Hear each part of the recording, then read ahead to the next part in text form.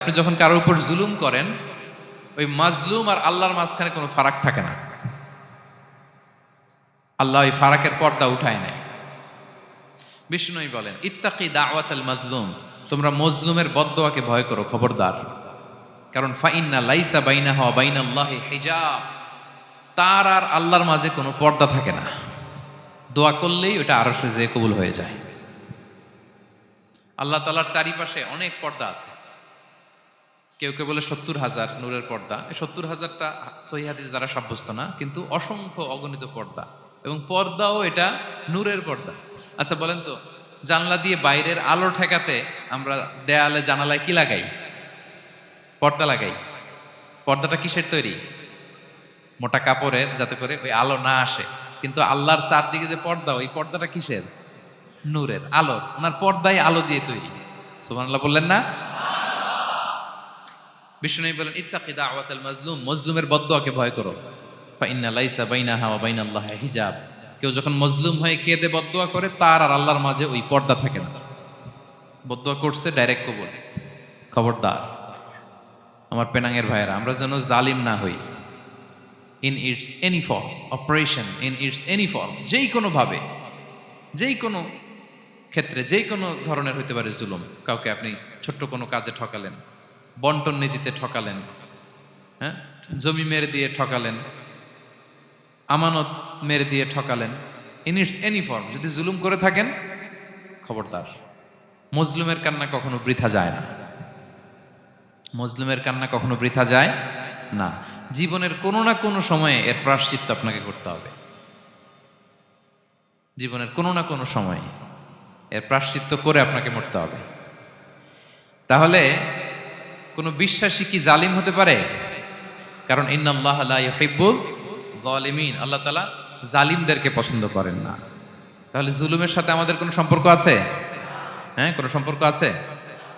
তাহলে দুই শ্রেণীর ব্যক্তির কথা আমরা জানলাম যাদেরকে আল্লাহ পছন্দ করেন না। এক নাম্বার, প্রথমটা কি ছিল? সীমা লঙ্ঘনকারী, লিমিট যে ক্রস করে, ইন্নাল্লাহা লা ইউহিব্বুল মুআতাদিন। দুই নাম্বারে কি জানলাম? হ্যাঁ, জালিম, অত্যাচারী,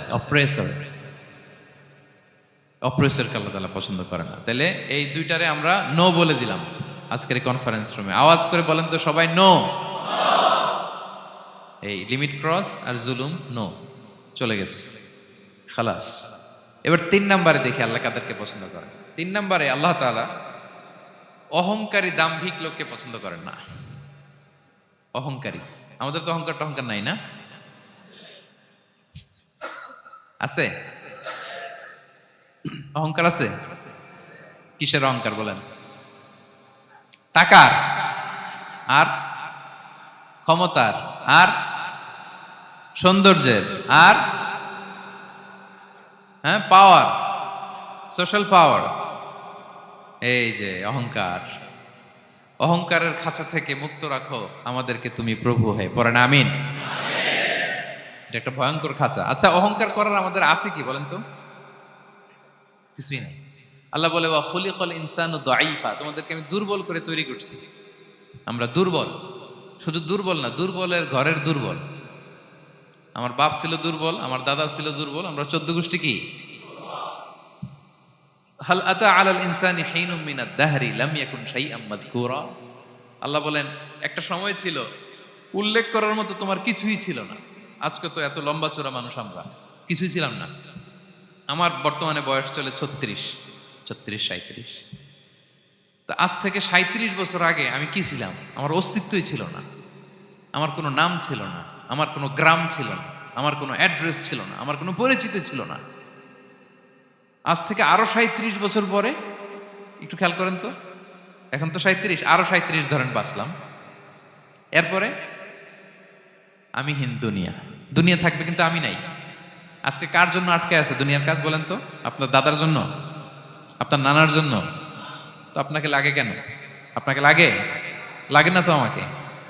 আমি দুনিয়া, একদিন কিছুই ছিলাম না। আল্লাহ বলেন, হাল আতা আলাল ইনসানি হিনুম মিনাদ দাহরি লাম ইয়াকুন শাইআম মাযকুরা। তুমি কিছু ছিলা, একটা সময় কিছুই ছিলা না, উল্লেখ করার মতো তুমি কিছুই ছিলা না। অস্তিত্বহীনের জগৎ থেকে তোমাকে আমি অস্তিত্বে আনলাম।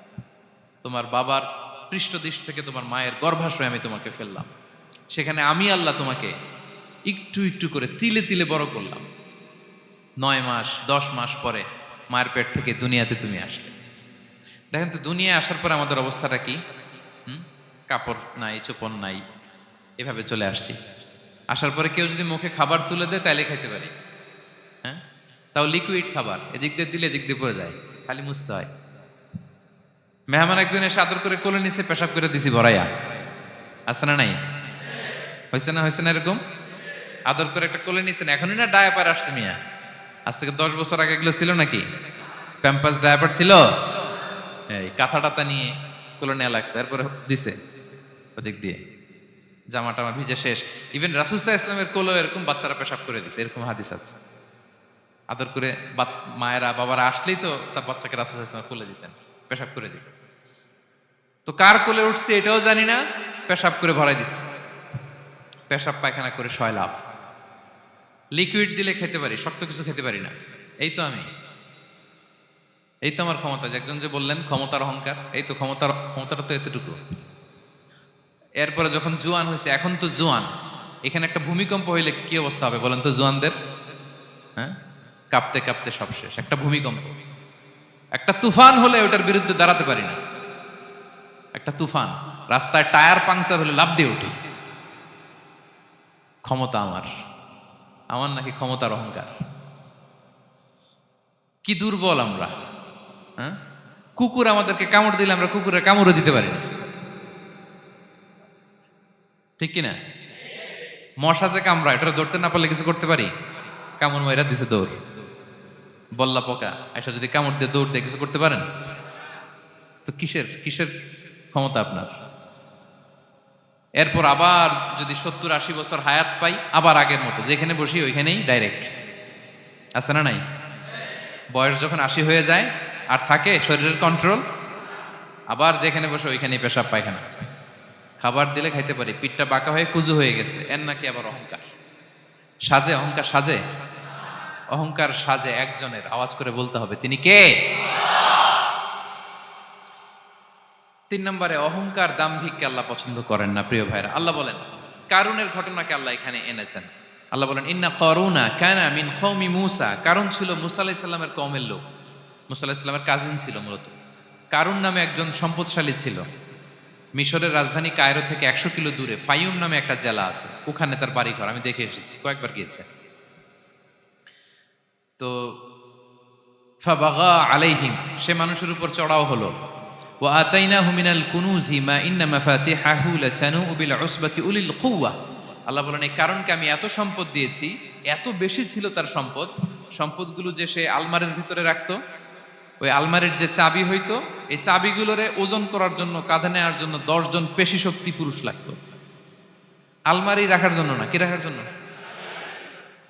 আলমারি ভর্তি যে সোনা দানা গহনা, ওইটার যে চাবি, ওই চাবিগুলা বহন করতে একদল পেশি পুরুষ লাগতো, এত সম্পদ। তো তাকে এলাকার লোকেরা বলেছিল খলালাহু কওমুহু লা তাফরাহ, হে কারণ তুমি গর্ব করো না। কারণ তাকে বলছিল মুসা আলাইহিস সালাম যাকাত দাও, সে বলতেছে আমি যাকাত দিব কেন? এই সম্পদ তো আমার। ইন্নামা উতিতুহু আলা ইলমিন ইনদি, আমি আমার বুদ্ধি খাটায় এই সম্পদ কামাইছি, আমার সম্পদ আমি খাবো, আমি যাকাত দিব কেন? আল্লাহ বলেন ইন্নাল্লাহা লা ইউহিব্বুল ফারিহিন। কারণ তুমি অহংকার করলে আমি আল্লাহ অহংকারকে বরদাস্ত করি না, অহংকারীদেরকে আমি আল্লাহ পছন্দ করি না। আমি অহংকারকে পছন্দ করি না, অহংকারকে আল্লাহ তাআলা পছন্দ করেন না। কি হয়েছিল কারণের নসিবে?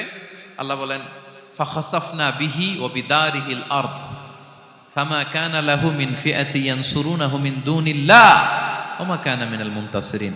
আল্লাহ বলেন সে যখন অহংকার দেখালো, আমি কারুনকে আর কারুনের সব সম্পদ মাটির ভেতরে দাবিয়ে দিলাম, মুহূর্তেই দাবিয়ে দিলাম।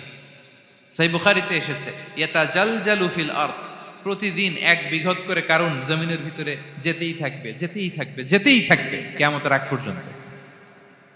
আল্লাহু আকবার। কারণ অহংকার করেছিল। আল্লাহ বলে আমি অহংকারীদের পছন্দ করি না। সূরা লোকমানে আল্লাহ বললেন ওয়ালা তুসাইর খাদ্দাকা লিন্নাস, মানুষ থেকে মুখ ফিরিও না।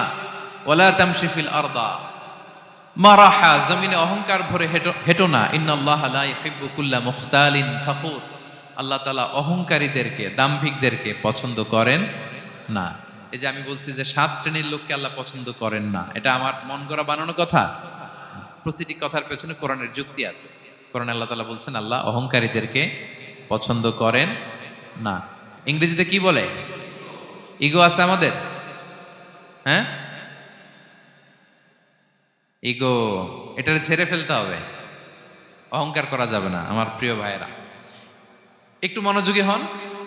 এই আয়াতের তাফসীরটা একটু সংক্ষেপে বুঝিয়ে দিই। আল্লাহ তাআলা বলছেন ইন্নাল্লাহা লা ইউহিব্বু কুল্লা মুখতালিন ফাখুর। আল্লাহ কোন মুখতাল আর ফাখুরকে পছন্দ করেন না। মুখতাল আর ফাখুর মানে কি? মুখতাল মানে যে অহংকার করে মনে মনে।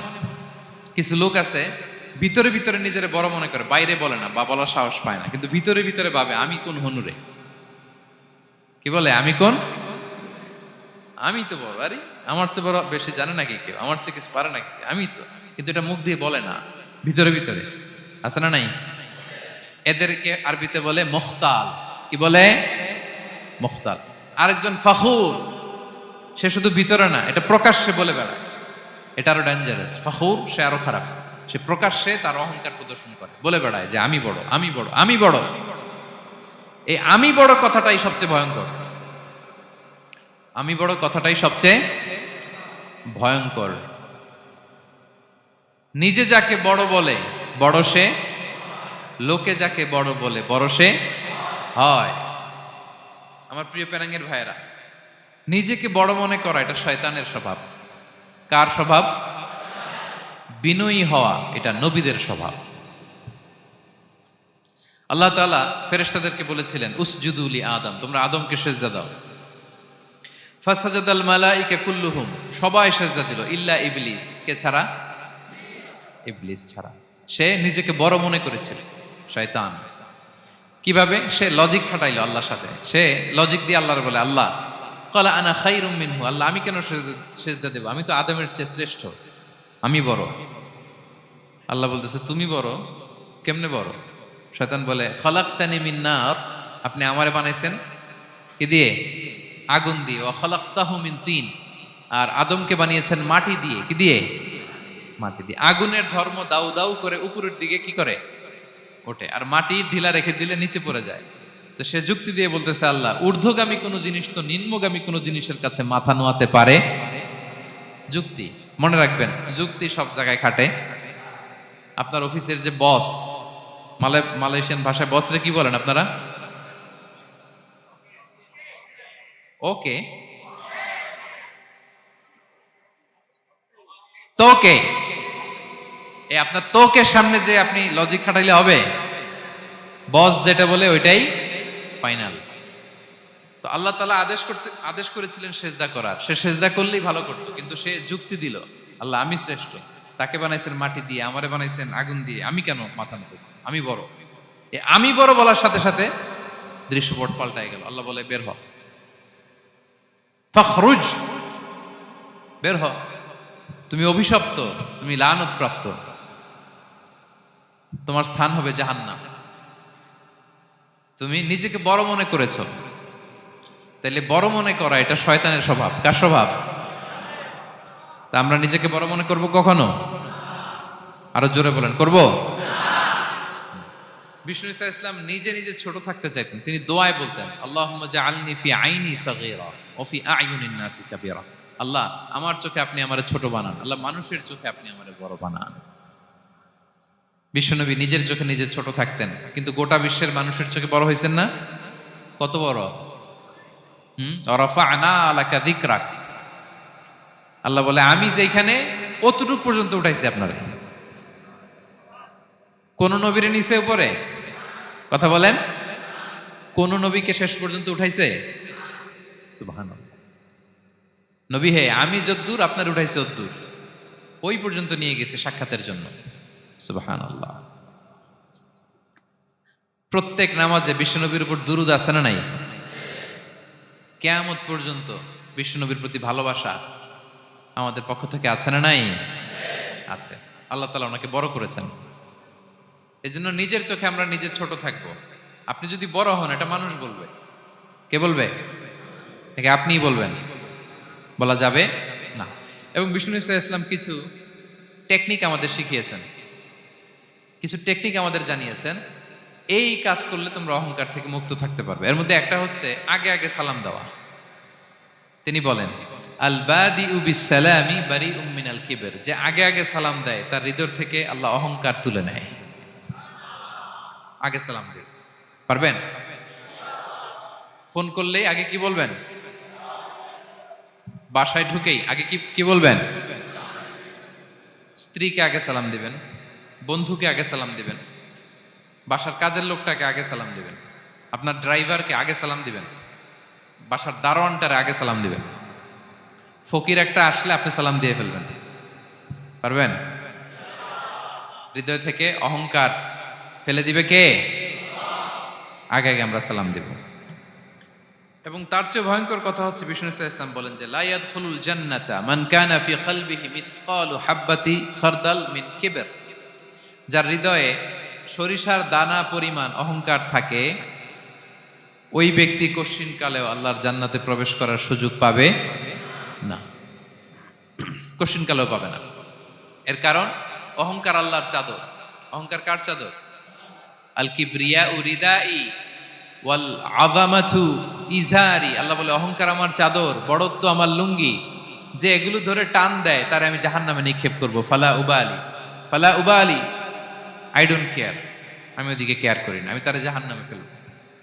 সো অহংকার আমাদের সাজে না। আমি শুরুতেই তো বললাম আমাদের লাইফ সার্কেলটা একটু দেখাইলাম না যে ছিলাম কই, অস্তিত্বহীন থেকে দয়া করে মায়া করে তিনি আমাকে অস্তিত্বে এনেছেন। কত ছোট্ট, কত ক্ষুদ্র, কত নগণ্য, কত দুর্বল ছিলাম আমরা।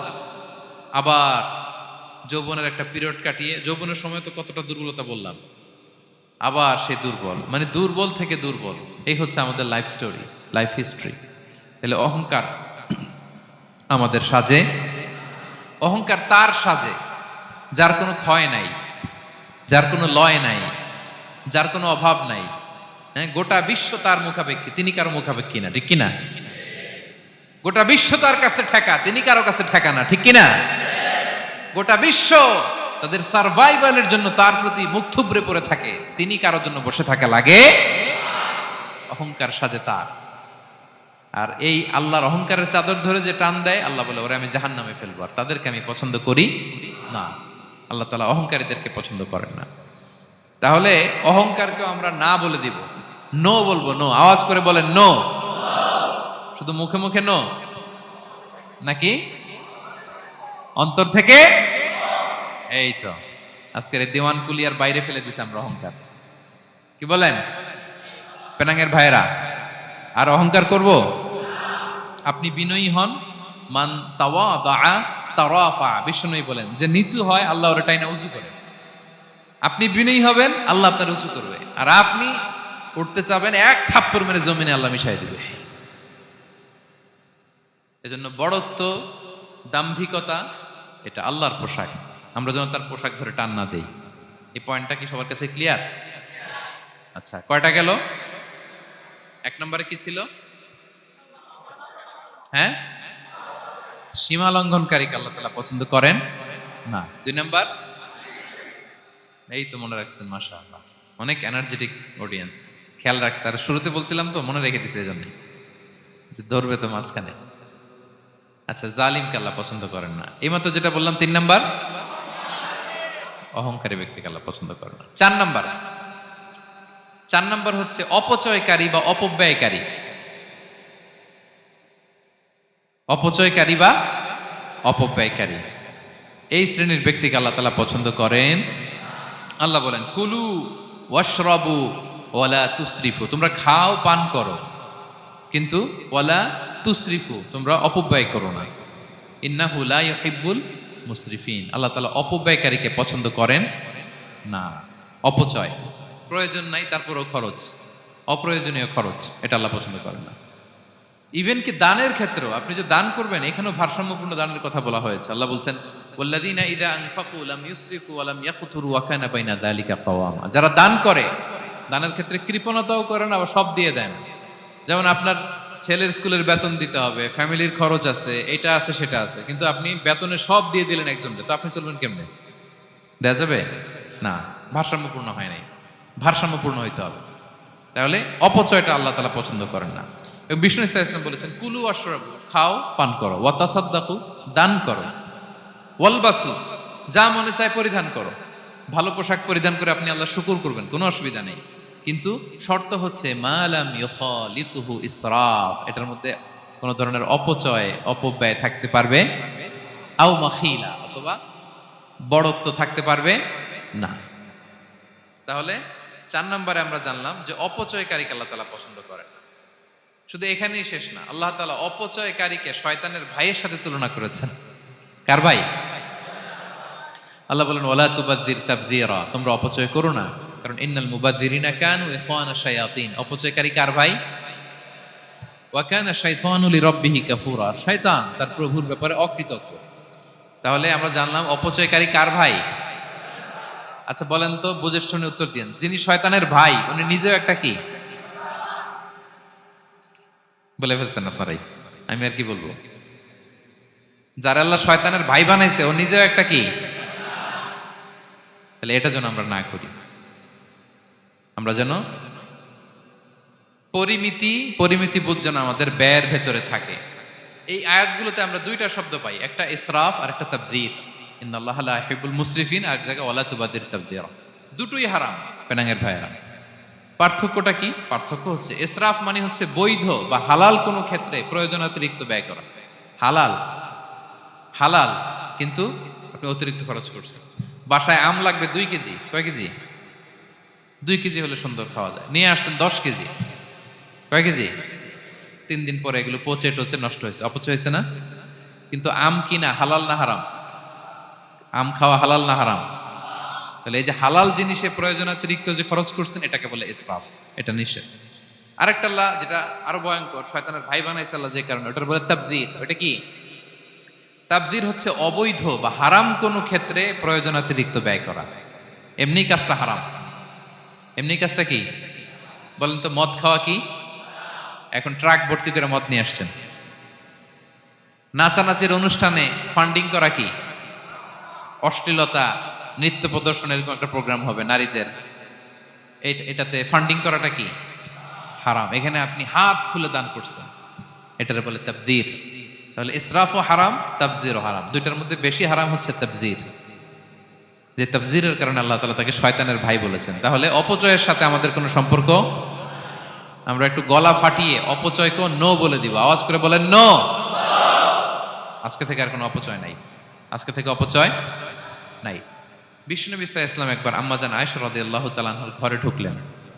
ফাওয়াজাদা কিসরাতা খুবজিন মুলকাতিন আলাল আরদ। আম্মাজান আয়েশার ঘরে ঢুকেই দেখলেন এক টুকরো রুটি মাটিতে পড়ে আছে। কোথায় পড়ে আছে? ফাগাদিবান নবী, নবী সাল্লাল্লাহু আলাইহি ওয়াসাল্লাম রেগে গেলেন, তিনি রাগান্বিত হলেন, প্রচন্ড রেগে গেলেন। রেগে আম্মাজান আয়েশাকে বললেন, আয়েশা, এই যে আল্লাহর রিজকে তুমি নষ্ট করছো, আল্লাহর রিজিকের মূল্যায়ন করতে শেখো আয়েশা।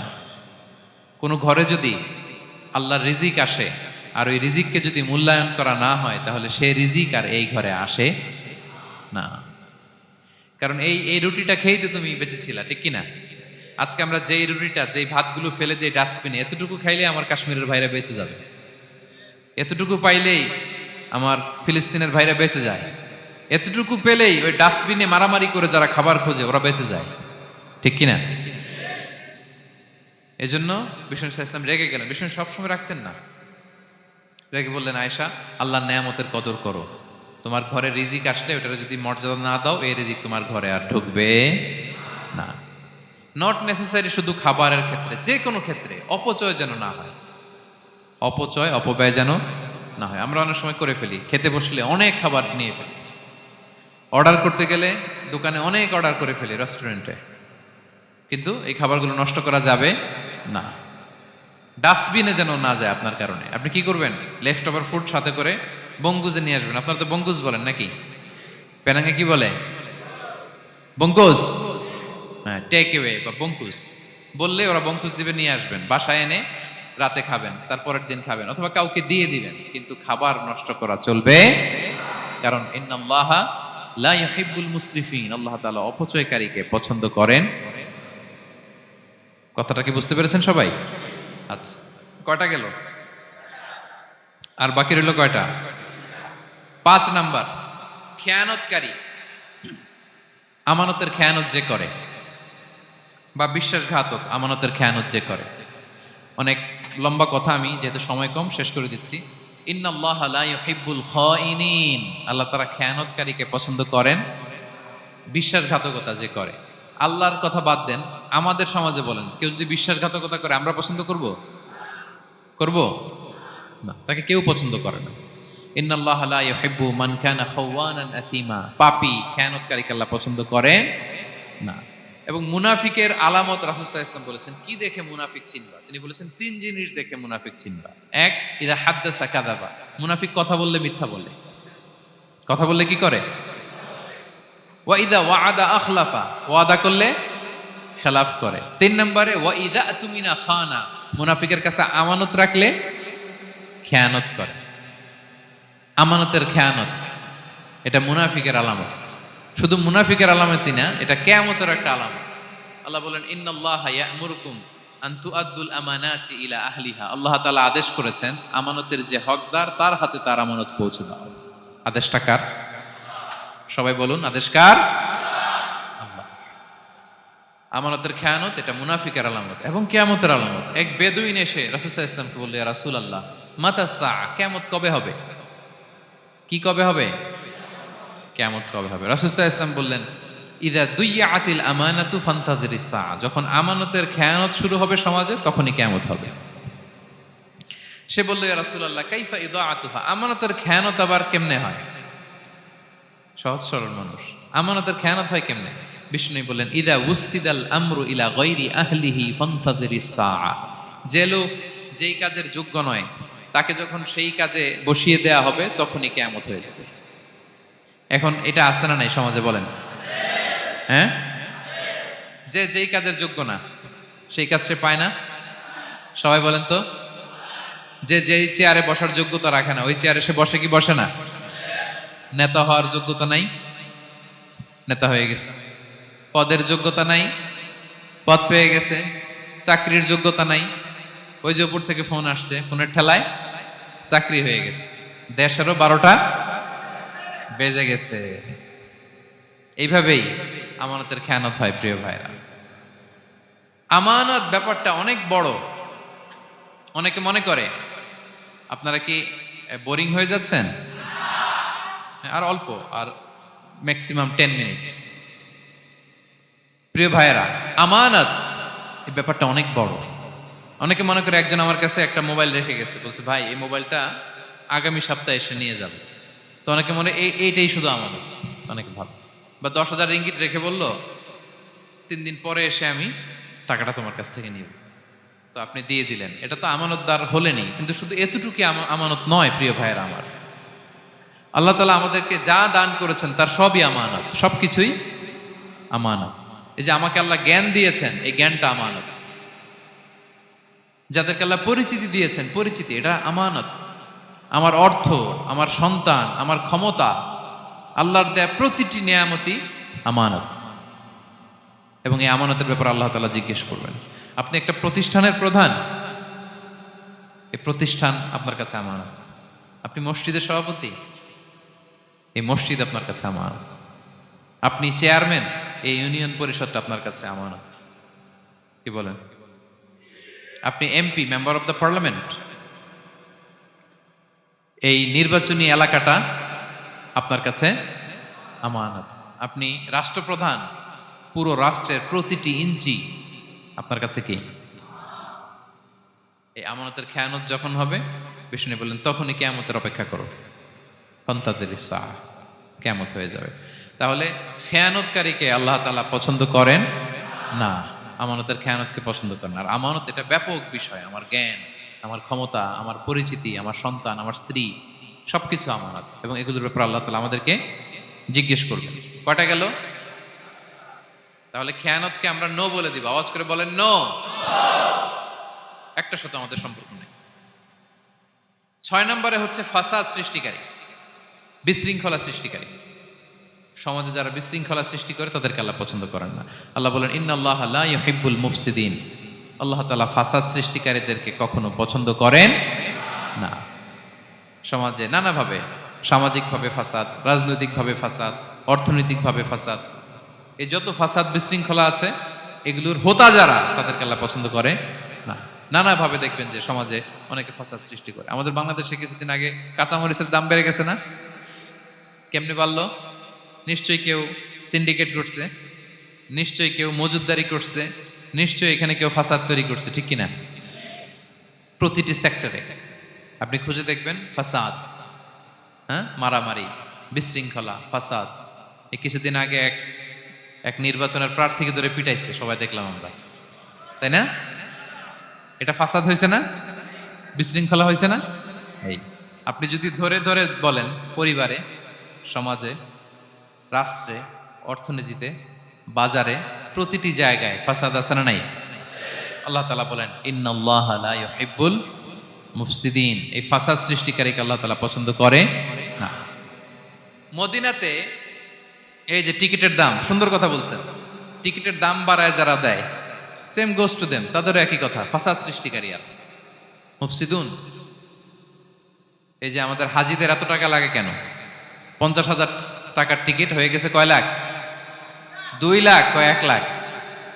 হজে যারা গেছে 1,95,000 টাকা করে পড়ছে একজনের টিকিট। কিয়ামতের দিন আল্লাহর সুপ্রিম কোর্টের কাঠগড়ায় তোমাকে দাঁড়াতে হবে, পাই টু পাই সেদিন হিসেব নিয়ে আল্লাহ তাআলা ছাড়বেন, ঠিক কিনা?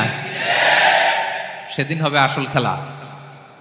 এখন তো আমরা মাইক পেলেই বলি খেলা হবে, কিন্তু আসল খেলা কবে? লক্ষ লক্ষ কোটি মানুষের সামনে আল্লাহ তাআলা আপনার এই গোমর ফাঁস করে দিবেন, আল্লাহ তাআলা আপনাকে অপমানিত করে ছাড়বেন। তাই কোনো ফাসাদের সাথে, বিশৃঙ্খলার সাথে মুমিনের কোনো সম্পর্ক থাকতে পারে না। মদিনায় মুনাফিকেরা এই ফাসাদ তৈরি করত। যখন তাদেরকে বলা হতো তোমরা ফাসাদ করো কেন, ওয়া ইযা কিলা লাহুম লা তুফসিদু ফিল আরদ ক্বালু ইন্নামা নাহনু মুসলিহুন, তারা বলতো আরে ফাসাদ কে, আমরাই তো ভালো মানুষ, আমরাই তো ভালো মানুষ, আমরাই তো ভালো কাজ করি। আল্লাহ বলে না, আলা ইন্নাহুম হুমুল মুফসিদুনা ওয়ালাকিন লা ইয়াশউরুন, ওরাই ফাসাদ সৃষ্টিকারী, ওরাই ফাসাদ সৃষ্টিকারী, ওরাই সমাজে বিশৃঙ্খলা সৃষ্টিকারী। ওদের ভেতরে এক, বাইরে আরেক, তার নাম মুনাফিক, ঠিক কিনা? মুনাফিকের সহজ সংজ্ঞা কি জানেন? ভিতরে লালন করে একটা, অনুভূতি বা ভাবে একটা, কিন্তু মুখ দিয়ে বলে, তার মানে ভেতরে এক, বাইরে আরেক, তার নাম দুই মুখো সাপেরা। এদিকে যায় বলে আপনার লগে আছে, আপনি খুব ভালো, ওদিকে যায় বলে আরে না না, উনি কি, উনি তো খুব খারাপ মানুষ, আপনি অনেক সবচেয়ে ভালো, আমি আপনার সাথে আছি। এরকম ডাকাইতে আছে না নাই? দুমুখো সাপ, ডাবল স্ট্যান্ডার্ড, নেহি এদার নেহি ওদার, দারমিয়ান মে সাদার বাদার, ডানেও না বায়েও না, মাঝখানে সদর বদর, বুঝেন? দুই নৌকার মধ্যে 2 পা দিছিলেন কখনো? কয় দিছি। অবস্থা কি হয়েছিল তোমার বলো? হ্যাঁ, পইরা গেছিল? পড়বে। 2 নৌকায় 2 পা দেওয়া যায় না, হয় এই পা এদিকে নিয়ে আসতে হবে, না ওদিকে চলে যেতে হবে। 2 পা দিলে এই উল্টায় পড়বে। মুনাফিকদের স্বভাব এটা, দুমুখো সাপ, ডাবল স্ট্যান্ডার্ড মেনটেন করে, টু ফেসড পার্সোনালিটি এরা। যেদিকে বৃষ্টি ওদিকে ছাতা, উপরে ফিটফাট, ভিতরে সদরঘাট। তাদেরকে যখন বলা হয় তোমরা ফাসাদ সৃষ্টি করো না, ওরা বলে আরে আমরাই তো ভালো। আল্লাহ বলে না, তোমরাই ফাসাদ সৃষ্টিকারী, তোমরা জানো না। তো এই ফিতনা, ফাসাদকে আল্লাহ হত্যার চেয়েও জঘন্য বলেছেন। তিনি বলেছেন আল ফিতনাতু আকবারু মিনাল কাতল। এই ফিতনা সৃষ্টি করা, সমাজে পণ্যের দাম বাড়ানো, কাঁচামরিচের দাম বাড়ানো, অন্যের হক নষ্ট করা, টিকিটের দাম বাড়ানো, মজুদদারি করা, সমাজের স্বাভাবিক সামাজিক রাজনৈতিক ভারসাম্য যারা নষ্ট করে, এগুলো সব মুফসিদুন। সব কি? মুফসিদুন, ফাসাদ সৃষ্টিকারী, ফিতনাবাজ। আকবারু মিনাল কাতল, সমাজের স্বাভাবিক যে ধারা, এই ফ্লোটাকে তারা নষ্ট করে। এবং ফাসাদের মাধ্যমে যদি কারো ক্ষতি করে, কাউকে কেউ হত্যা করে, সেজন্য গোটা বিশ্বের সবাইকে হত্যা করবে। আল্লাহ বলেন মান কাতালা নাফসান বিগাইরি নাফসিন আও ফাসাদিন ফিল আরদি ফাকান্নামা কাতালান নাসা জামিআ। অন্যায়ভাবে ফাসাদের মাধ্যমে যখন কেউ কাউকে হত্যা করে, সেজন্য গোটা বিশ্বের সবাইকে হত্যা করে। আকবারু মিনাল কাতল, ফিতনা এত বড় ভয়ঙ্কর পাপ। তো এই ফিতনার সাথে, ফাসাদের সাথে, ফাসাদ সৃষ্টি করা, বিশৃঙ্খলার সাথে আমাদের কোনো সম্পর্ক, কারণ ইসলাম শান্তির ধর্ম। কিসের ধর্ম? শান্তির ধর্ম। কোনো অন্যায়, বিশৃঙ্খলা, বোমাবাজি, সন্ত্রাসবাদ, টেরোরিজম, এগুলোর সাথে ইসলামের কোনো সম্পর্ক, শান্তির ধর্ম। এজন্য আল্লাহ তাআলা ফাসাদ সৃষ্টিকারীদেরকে পছন্দ করেন। কয়টা গেল? সব শেষ হচ্ছে মন্দ কথার প্রচারক। আমার ভাইয়েরা, কি কথা? কোন ধরনের বাজে কথা, মন্দ কথা, অশালীন কথা, অশ্লীল কথা আমরা মুখ দিয়ে উচ্চারণ করব। কোন ধরনের বাজে স্ট্যাটাস, মন্দ স্ট্যাটাস, অশালীন স্ট্যাটাস আমরা ফেসবুকে দিব? কারো এরকম অশালীন স্ট্যাটাস শেয়ার দিব? নেভার, কখনো দিব না। আল্লাহ পছন্দ করেন। আল্লাহ বলেন, লা ইউহিব্বুল্লাহুল জাহরা বিসসুই মিনাল কাউলি ইল্লা মান যুলিম ওয়া কানা আল্লাহু সামিআন আলিমা। কোনো খারাপ কথা কেউ প্রকাশ করবে, পাবলিক করবে, ওপেনলি বলে বেড়াবে, এটা আল্লাহ পছন্দ করে না। কিন্তু সে যদি মাজলুম হয় সেটা ভিন্ন কথা। কোন ধরনের অশ্লীল কথা, অশালীন কথা মুমিনের মুখ দিয়ে বেরোতে পারে? রাসূল সাল্লাল্লাহু আলাইহি ওয়াসাল্লামের ব্যাপারে দেখেন, আনাস রাদিয়াল্লাহু কি বলেন? তিনি বলেন, লাম ইয়াকুনিন নাবিয়্যু সাল্লাল্লাহু আলাইহি ওয়াসাল্লাম সাব্বাবান। বিষ্ণু সাল্লাল্লাহু আলাইহি ওয়াসাল্লাম মুখ দিয়ে কোনোদিন কাউরে বকা দেয় নাই, গালি দেয় নাই। ওয়ালা ফাহাশান, আমার নবী কখনো তার জবান মোবারক দিয়ে অশালীন কথা বলেন নাই। ওয়ালা লাআনান, কাউকে লানত তিনি করেন নাই। সুবহানাল্লাহ পড়েন। তো সেই নবীর উম্মত হয়ে আমরা কোনো খারাপ কথা বলবো? অশালীন কথা? একসাথে বন্ধুরা যখন বসেন আড্ডা দিতে, যে অনেকে অশ্লীল কথা বলে ফেলে, আছে না নাই? বন্ধুরা কি বলেন আপনারা? Cowan Cowan Cowan. তো এই যে একসাথে বসতে যে অনেক সময় অশালীন, অশ্লীল কথাবার্তা অনেকে বলে ফেলে, এদেরকে আল্লাহ তাআলা পছন্দ করে না। এই জাতীয় কথা যেন আমাদের মুখ দিয়ে কখনো বের না হয়। এবং অশ্লীলতার প্রচার যারা সমাজে ঘটায়, আল্লাহ বলে তাদেরকে দুনিয়াতেও আমি লাঞ্ছিত করব, শাস্তি দেব, আখিরাতেও দেব। আল্লাহ তাআলা বলছেন, ইন্নাল্লাযীনা ইউহিব্বুনা আন তাশিআল ফাহিশাতু ফিল্লাযীনা আমানু লাহুম আযাবুন আলীম ফিদ দুনিয়া ওয়াল আখিরাহ। যারা চায় মুমিনদের মাঝে অশ্লীলতা ছড়িয়ে পড়ুক, তাদেরকে দুনিয়া আখিরাতে আমি লাঞ্ছিত করে ছাড়বো। দুনিয়ায় লাঞ্ছিত, আখিরাতেও লাঞ্ছিত। দুনিয়াতেও আযাব, আখিরাতেও। এজন্য অশ্লীলতার সাথে আমাদের কোনো সম্পর্ক নাই। আমরা কোনো অশ্লীল কথা যেন আমরা না বলি। এখন অশ্লীলতার সয়লাভ, নাটকের নামে, সিনেমার নামে, বিনোদনের নামে, আছে না নাই? এই যে ডিভাইস, হ্যাঁ, সয়লাভ, আপনি ঢুকবেন আর বেরোতে পারবেন না, এমন ভাবে আপনাকে এঙ্গেজ করে রাখবে। এগুলোর সাথে মুমিনের কোনো সম্পর্ক আছে না। মুমিন যেটাই করবে ওটা হালাল পন্থায় করবে, ঠিক কিনা? তাই কোনো অশ্লীলতাকে আমরা শেয়ার দিব না। সোশ্যাল মিডিয়ায় কোনো অশ্লীল ভিডিও দেখবো না, শেয়ারও দিব না। কোনো অশ্লীল নাটক, সিনেমা এগুলো আমরা দেখবো না। দিনকে দিন এটা এমন ভাবে গ্রাস করতেছে, আমাদের সমাজটাকে শেষ করে ফেলতেছে এক এক নামে। পত্রপত্রিকা আমরা দেখি এখন নতুন কি আসছে, ওটিটি প্ল্যাটফর্ম। এরপরে কি আসছে, ওয়েব সিরিজ, আছে না নাই? গত কিছুদিন আগে আমি সোশ্যাল মিডিয়া দেখলাম বিভিন্ন জনে স্ট্যাটাস দিচ্ছে, তৈ তৈ তৈ তৈ তৈ, বয়াম পাখি কই। তো আমি ভাবছি হয়তো কোনো বিখ্যাত কবির কবিতা শেয়ার দিচ্ছে। আমি পরে সার্চ দিয়ে দেখি সর্বনাশ, একটা ইন্টারভিউ দেখলাম একজন, এটা নাকি কোন একটা ওয়েব সিরিজ বা মুভি, এই জাতীয় কিছু একটা। তো দেখেন, কবিতার নামে, গানের নামে, সাহিত্যের নামে, সংস্কৃতির নামে, এন্টারটেইনমেন্টের নামে, বিনোদনের নামে এই অশ্লীলতার সয়লাভ, ঠিক কিনা? এই অশ্লীলতার সাথে আমাদের কোনো সম্পর্ক আছে? আমরা যেন মুখ দিয়ে উচ্চারণ না করি এগুলো, ঠিক কিনা? বিষ্ণু বলেন, ইন্নাল আবদা লা ইয়াতাকাল্লামু বিল কালিমাতি মা ইয়াতাবায়ানু ফিহা ইয়াজিল্লু বিহা ইলান নার আবআদা মিম্মা বাইনাল মাশরিক ওয়াল মাগরিব। বান্দা অনেক সময় মুখ দিয়ে এমন কথা মুখ ফসকে বলে ফেলে, এটা যে কত ভয়ঙ্কর, এটা যে তারা জাহান্নামে নিক্ষেপ করবে সে কল্পনাও করতে পারে না। আপনার একটা কথা থেকে আপনি জাহান্নামের অধিবাসী হতে পারেন। এই জন্য সোশ্যাল মিডিয়া ব্যবহারের ক্ষেত্রে আমরা সাবধান। যে কোনো ধরনের গুজব, মিথ্যা কথা, হক্স নিউজ, অশ্লীলতা, স্ক্যান্ডাল, এগুলোর সাথে আমাদের কোনো সম্পর্ক নাই। আমরা সবসময় যেন শালীনতার মধ্যে থাকি, সত্যের পক্ষে থাকি। কথা বুঝতে পেরেছেন? তাহলে কয় শ্রেণীর ব্যক্তিকে আল্লাহ পছন্দ করেন না? 1 নম্বরে সীমা লঙ্ঘনকারী, 2 নম্বরে জালিম, 3 নম্বরে অহংকারী, 4 নম্বর অপচয়কারী, 5 নম্বর খেয়ানতকারী, আমানতের খেয়ানত, 6 নম্বর ফাসাদ সৃষ্টিকারী, 7 নম্বর মন্দ কথা, অশ্লীল কথার যে প্রচার করে, এগুলো যারা করে এদের সাথে আমাদের কোনো সম্পর্ক, এই 7 শ্রেণীর লোককে আল্লাহ তাআলা অপছন্দ করেন। এগুলো কি আমাদের জীবনে থাকবে? এগুলো আমরা কি শুধু হল রুম থেকে বের করে দিব না পুরো জীবন থেকে? পারা যাবে? পারা যাবে? আওয়াজ করে পড়ুন ইনশাআল্লাহ। পেনাঙ্গের ভাইরা, আল্লাহ তাআলা আমাদের সবাইকে কথাগুলো বোঝার ও আমল করার তৌফিক দান করুন। এই আলোচনা যেন আমাদের নাজাতের ওয়াসিলা হয়। আমরা এখানে যেমনি বসলাম, আবারও যেন কোনো তাফসিরুল কোরআনের ময়দানে বসতে পারে, আল্লাহ তৌফিক দান করুন। হাদা মা ইনদি ওয়াল ইলমু ইনদাল্লাহ আলাইহি তাওয়াক্কালতু ওয়া ইলাইহি উনীব। ওয়াসসালামু আলাইকুম ওয়া রাহমাতুল্লাহি তাআলা ওয়া বারাকাতুহু।